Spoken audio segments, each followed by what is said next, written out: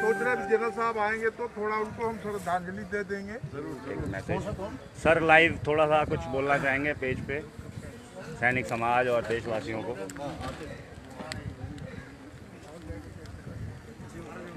जंतर मंतर पर आए हुए हमारे सभी साथियों को बहुत बहुत नमस्कार।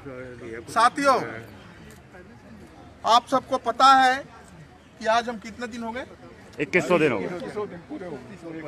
हमारे पूरे 2100 दिन इस जंतर मंतर के ऊपर पूरा हो चुके हैं आज के दिन, और 2100 दिनों से लगातार हम फौजियों की जो 1 रैंक 1 पेंशन है और भी कुछ उसकी एनॉमलीज हैं, उसके लिए कोर्ट में भी गए हैं और सरकार से अपनी गुहार लगा रहे हैं।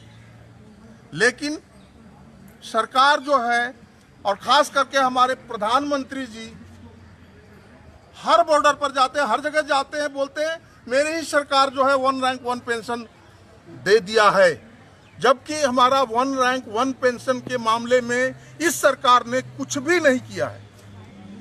2012 में हमारी 3 बढ़ोतरी हुई थी और उन तीनों बढ़ोतरी में पिछली जो सरकार थी उसने हमें दिया, और वो हमारी 1 रैंक 1 पेंशन नहीं थी, इंक्रीमेंट था, 1 टाइम इंक्रीमेंट था। लेकिन ये सरकार आने के बाद जो कि इसी वादे पर आई कि हम 1 रैंक 1 पेंशन देंगे, और इन्होंने दिया नहीं, सिर्फ अपना प्रचार किया कि लाल किले पर प्रचार किया, बॉर्डरों पर जाकर प्रचार किया, जगह जगह प्रचार किया। तो आज 2100 दिन पूरा होने के ऊपर हम सब इकट्ठे हुए हैं। हमारा आंदोलन कभी खत्म नहीं हुआ, हम लगातार जो है इसमें लगे हुए हैं। हमारा जो है कोरोना की वजह से हमने सस्पेंड किया हुआ है, लेकिन हमारा आंदोलन जो है वो बंद नहीं है, और तब तक बंद नहीं होगा जब तक कि जो भी सरकार आती है या ये जो सरकार है इससे हम 1 रैंक 1 पेंशन नहीं ले लेंगे।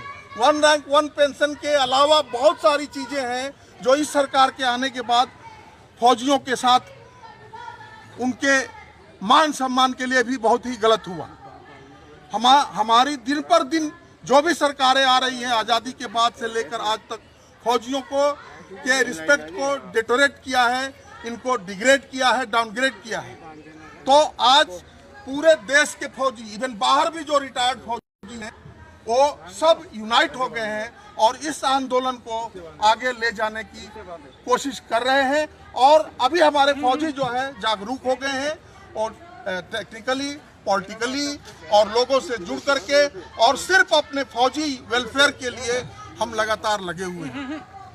तो ये अभी जनरल साहब थोड़ी देर में, आधे घंटे के अंदर पहुंचने वाले हैं। अभी हमारे साथी जो हैं वो पहुंच रहे हैं, और एक दुखद घटना, क्योंकि इस 2100 दिनों में हमारे बहुत सारे साथी जो जंतर मंतर पर लगातार आ रहे थे वो आज हमारे बीच नहीं है। अभी रिसेंटली हमारे एक बहुत ही एक्टिव कार्यकर्ता, आज उनको याद करके हम सब दुखी हैं, वो जो हमारी वीरांगनाएं हैं, जो फौजियों की जो विधवाएं हैं, उनके लिए बहुत जागरूक थे, उनके बच्चों के लिए बहुत जागरूक थे।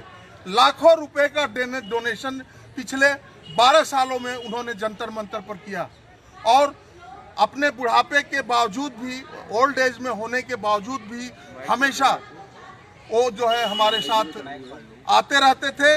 और उन्होंने, खरीर साहब ने जाने से पहले भी हमारे टच में थे, पूछते रहते थे, और वो कोरोना में बीमार हुए, इसके बाद उससे फिर रिकवर हो गए थे, लेकिन उसके बाद फिर उनको अचानक जो है इन्फेक्शन हो गया और पिछले महीने जो है वो हमारे बीच नहीं रहे। तो अभी जब जनरल साहब आएंगे तो हम सब मिल करके अपने जनरल साहब का जो है, जो गए हुए हमारे ग्रुप कैप्टन साहब हैं, उनके लिए हम थोड़ी देर के लिए, इसके पहले भी हमने उनको सम्मान व्यक्त किया फेसबुक पर, इधर उधर उनके घर भी गए थे, उनका हालचाल लिया। तो आमतौर पर हमारे जो भी साथी हमारे बीच से चले जाते हैं, तो ये सरकार को सोचना चाहिए कि हमारे बीच में जो आज हैं, क्या पता इसमें से हम रहे न रहे, कल कोई रहेगा कि नहीं रहेगा। लेकिन वो फौजी जो आज बॉर्डर पर खड़े हैं, वो फौजी जो आज एक दो जगह ऐसी जगह पर जहां किसानों से संबंधित, मैं किसानों के बारे में नहीं बात कर रहा हूं, हम अपने फौजी भी किसान हैं, हम किसान भी हैं, तो हम लोग जो है लगातार 1 रैंक 1 पेंशन उनकी एनॉमलीज के लिए फौजियों को इकट्ठा किया है और आज इसी उपलक्ष्य में हम सब आ रहे हैं। जनरल साहब अभी धौला कुआं पहुंच चुके हैं और बहुत सारे साथी हमारे रास्ते में हैं, आ रहे हैं। धन्यवाद।